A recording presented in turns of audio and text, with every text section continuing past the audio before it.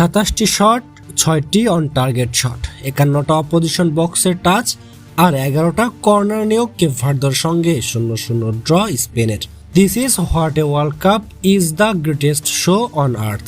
Match শেষে Cape ভার্দের goalkeeper ভুজিনহা কাঁদছিলেন। র্যাঙ্কিংয়ে 67 number থেকে ওয়ার্ল্ড কাপের অন্যতম ফেভারিট টিম স্পেনকে রুখে দেওয়া চারটিখানি কথা নয় নিশ্চয়ই। পুরো ফুটবল দুনিয়া এখন মেতে আছে তাকে নিয়ে, কিন্তু ভুজিনিয়ার প্রিয়মার তার তো দেখা হলো না এই অবিশ্বাস্য পারফরমেন্স।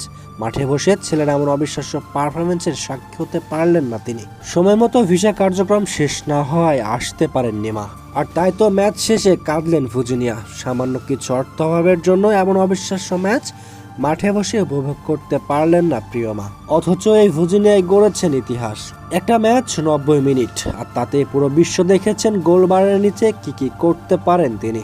এবারের বিশ্বকাপে শিরোপার দাবিদার স্পেনকে রীতিমতো একাই রুখে দিয়েছেন তিনি। সেভ করেছেন অন্তত 7টি নিশ্চিত গোল, আর তাই তো পুরো ফুটবল বিশ্ব এখন মেতে আছে কেপ ভার্দের এই গোলকিপার ভুজিনোকে নিয়েই। এই ম্যাচটি শুরু হবার আগে ভুজিনিয়ার ইনস্টাগ্রামে ফলোয়ার ছিল 1050 মতো, আর এই ম্যাচটি শেষ হবার মাত্র কয়েক মিনিটের মধ্যেই সেই ফলোয়ার সংখ্যা পার হয়েছে 2 মিলিয়নেরও বেশি।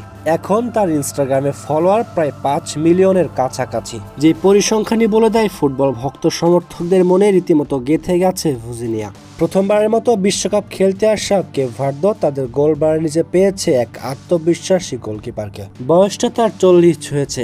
এর আগে বিশ্বকাপে তার চেয়ে বেশি বয়সের প্রথম ম্যাচ খেলেনি কোনো ফুটবলার। তবে নিজেদের প্রথম বিশ্বকাপে তিনি যেন এক টকবগে যুবক। প্রথম ম্যাচে বুঝতে দিলেন না কিছুই, অথচ এই ভুজিনিয়া খেলেন পর্তুগালের সেকেন্ড ডিভিশনের এক ক্লাবে, অথচ তার থাকার কথা বড় বড় ক্লাবগুলোর একটিতে। ম্যাচ শেষে ম্যান অফ দ্য ম্যাচও হয়েছেন তিনি, আর তারপরে তিনি জানিয়েছেন কত ছোট দেশ থেকে বিশ্বকাপে অংশগ্রহণ করতে এসেছে তারা।